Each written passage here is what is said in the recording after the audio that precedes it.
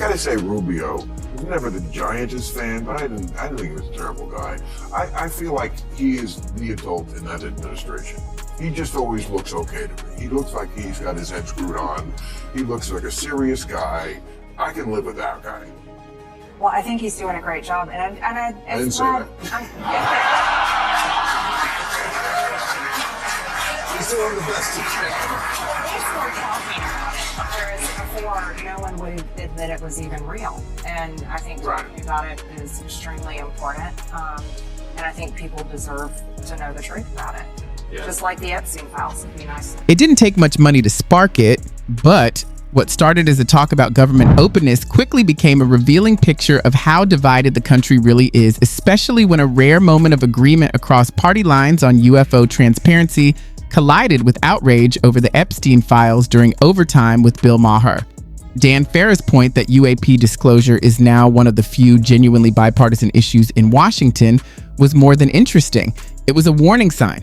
For decades, even mentioning UFOs could ruin a career, yet now senior leaders from both parties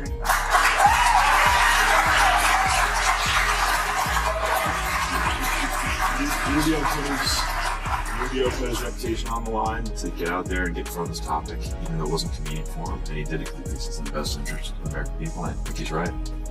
See, he's going to get mad at you for saying that thing about the Epstein file. But he'll still talk to you. Oh, I love Donald Trump, but it's okay for me to disagree. Exactly. I have my own mind. Right. I represent my district. That's my job title, representative. Right. And these women, they deserve it. And every woman that's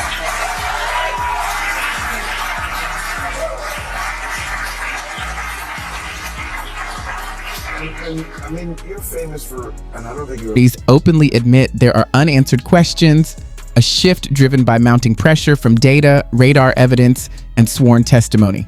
Once secrecy cracks in one corner of government, demands for openness spread fast, and that pressure intensified when Marjorie Taylor Greene tied UAP disclosures to the Epstein documents. No matter where you stand on that comparison, the public reaction was unmistakable, and it wasn't about aliens.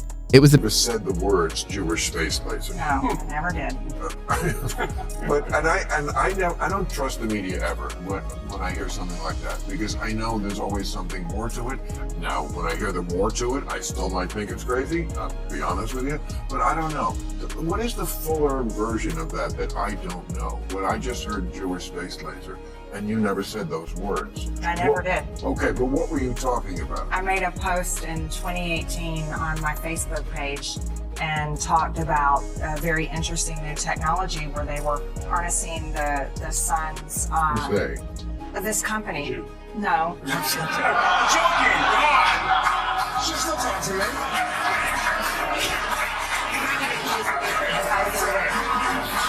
No, the Rothschild, she said. Come on. Back then, I didn't even know the Rothschilds were Jewish.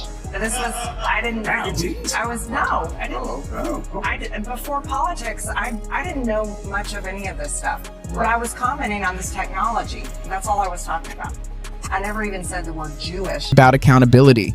Beneath the applause was deeper anger over the belief that powerful institutions shield insiders while ordinary people bear the cost. Even figures close to Trump found themselves pushed to condemn elite protection, especially when trafficking victims were in the Facebook post. Right. I mean, just so you know, Rothschild to a lot of people is almost synonymous with the word Jewish. Yeah. I had no idea. Right. Well, now we know. Now I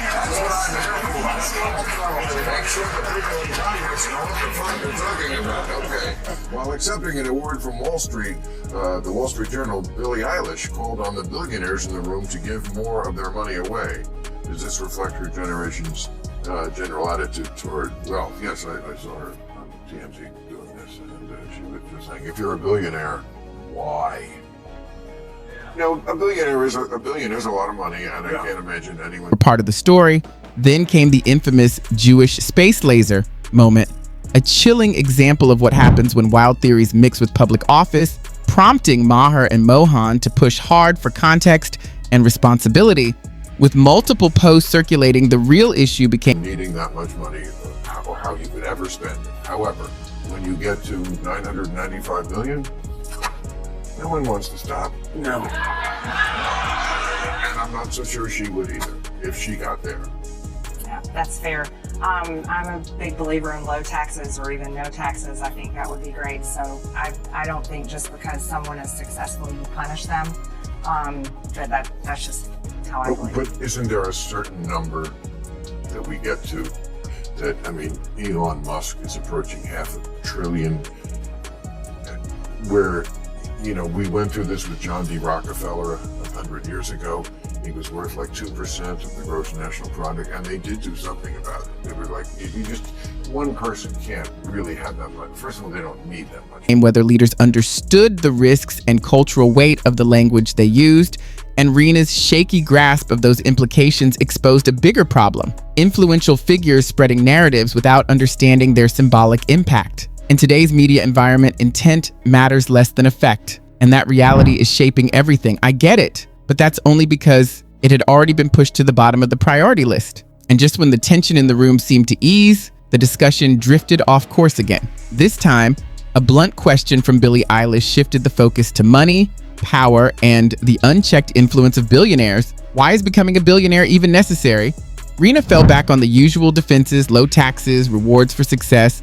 But the real jolt came when Maher brought up the Trump-linked cryptocurrency pardon, a moment that barely registered with the public despite how serious it was. Why didn't anyone react? Because even clear cases of influence trading get lost in the constant noise and confusion. That's the real crisis in America right now. A public worn down by nonstop. And it just does skew the system in ways that are not healthy. I'm not sure about $1 billion.